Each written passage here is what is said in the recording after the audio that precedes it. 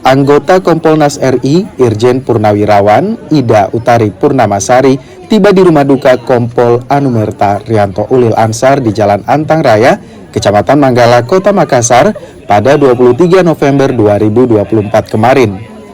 Ida menemui keluarga AKP Rianto Ulil dan menyampaikan bela sungkawa dari Kompolnas RI.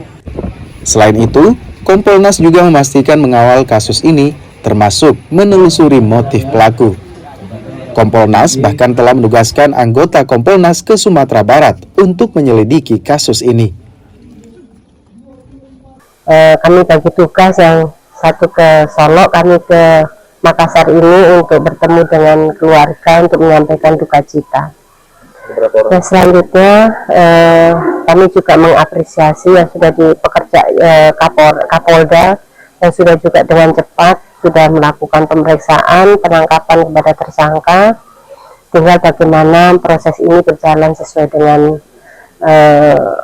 yang diharapkan masyarakat banyak. Apa sebenarnya yang terjadi dengan kejadian yang di Solo ini.